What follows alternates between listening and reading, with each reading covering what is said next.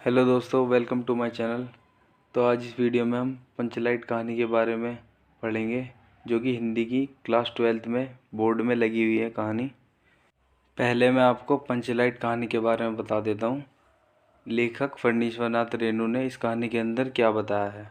तो दोस्तों, ये कहानी एक लैंप के बारे में है, जो कि एक लालटेन, गैस से चलने वाली लालटेन है। गाँव की टोली के पंचायत के लोग मेले में जाकर लालटेन ले आते हैं, जो कि किसी को लालटेन जलानी नहीं आती। पंचायत में लालटेन आने के बाद सवाल उठता है कि इस लालटेन को कौन जलाएगा। गांव की पंचायत के सभी लोग परेशान थे कि अब लालटेन कैसे जलेगी। तभी गोधन नाम का लड़का आता है, जो कि इस कहानी का मुख्य नायक है। वह आकर लालटेन जला देता है। तो दोस्तों, मैंने आपको इस कहानी का सार बता दिया है कि इस कहानी में क्या चीज़ लेखक ने बताई है, जो कि ये कहानी क्लास 12 के बोर्ड में आने वाली है। तो आपको ये थोड़ी अपनी भाषा में लिखकर, किताबी भाषा में लिखेंगे तो आपको ज़्यादा मार्क्स मिल सकते हैं। तो कहानी कुछ इस तरह शुरू होती है।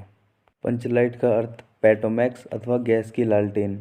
लेखक रेणु जी द्वारा लिखित इस कहानी में ग्रामीण जीवन का वास्तविक चित्र खींचा गया है। महतो टोली के गांव के लोगों ने 15 महीने के दंड जुर्माने के पैसों से रामनवमी के मेले से पेट्रोमैक्स खरीदा। इस पेट्रोमैक्स को गांव के लोग पंचलैट कहकर पुकारते थे। पंचलैट खरीदने के बाद जो 10 रुपये बचे थे, उससे पूजा की सामग्री आ गई। सबको पंचलैट आने की प्रसन्नता थी। इसी खुशी में कीर्तन का आयोजन किया गया। थोड़ी ही देर में टोली के सभी लोग पंचलैट देखने के लिए एकत्रित हो गए। सरदार ने पंचलैट खरीदने का पूरा किस्सा लोगों को सुनाया। टोली के लोगों ने अपने सरदार और दीवान को श्रद्धा भरी नज़रों से देखा। लेकिन प्रश्न यह पैदा हुआ कि पंचलैट को जलाएगा कौन। पंचलैट को खरीदने से पहले किसी के मस्तिष्क में यह सवाल नहीं आया कि पंचलैट कौन जलाएगा। गांव के किसी भी व्यक्ति को पंचलैट जलाना नहीं आता था। किंतु अगर गांव के बाहर से किसी को पंचलैट जलाने के लिए गांव में बुलवाया जाता, तो गांव की इज्जत पर सवाल पैदा होता। टोली के लोगों के द्वारा यह निर्णय हुआ कि दूसरी पंचायत के लोगों द्वारा लालटेन नहीं जलाया जाएगा, चाहे पंचलैट बिना जले ही पड़ा रहे। गांव के किसी भी घर में आज डिबिया नहीं जलाई गई।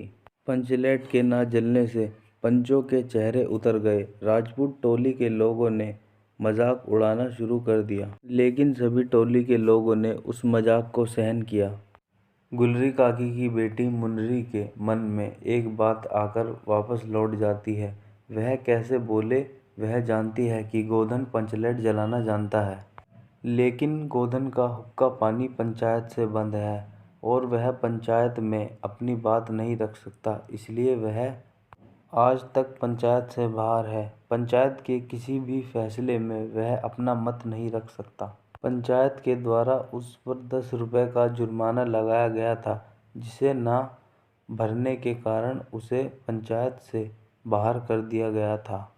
अब मुन्नी पंचायत में खड़े होकर यह सोच रही थी कि वह गोधन का नाम कैसे ले, कैसे गोधन के बारे में बताए कि वह पंचलैट जलाना जानता है।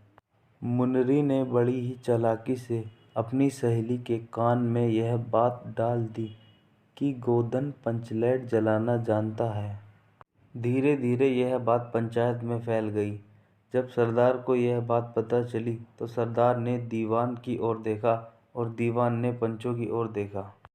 सरदार ने उसका हुक्का पानी बंद किया था। सरदार ने कहा, जाति की बंदिश क्या, जबकि जाति की इज्जत पानी में बह रही है। सभी पंचों में चर्चा हुई और सबने एक साथ स्वर में बोला, ठीक है, गोधन को बुलवाया जाए। सरदार ने छड़ीदार को भेजा और गोधन को बुलवाया। गोधन ने आने से मना कर दिया। गोधन, जो कि कहानी का नायक है, उसने बोला, अगर कोई पंचलैट का कड़ी या कब्जा खराब हो गया तो वह उस पर ही आरोप लगाएंगे।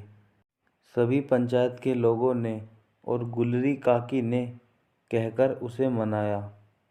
गोधन पंचलैट जलाने के लिए राजी हो गया। सभी के चेहरे पर नई आशा की रोशनी चमकने लगी।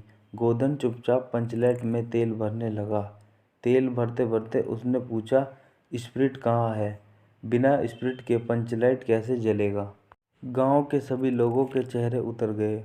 उन्होंने पंच और दीवान पर अविश्वास प्रकट किया। बिना समझ बूझ के काम करते हैं ये लोग। लेकिन गोवर्धन बहुत होशियार लड़का था। उसने गिरी के तेल से पंचलाइट को जलाया। सभी लोग खुशी से जगमग हो उठे। पूरे गांव में पंचलाइट की रोशनी हो गई। सभी के मुस्कुराते हुए चेहरे स्पष्ट हो गए। गोवर्धन ने सबका दिल जीत लिया। सरदार ने गोवर्धन को अपने पास बुलाकर कहा, तुमने जाति की इज्जत रख ली, तुम्हारे साथ खून माफ। तो दोस्तों पंचलाइट कहानी यहाँ पर ख़त्म होती है। Thank you for watching.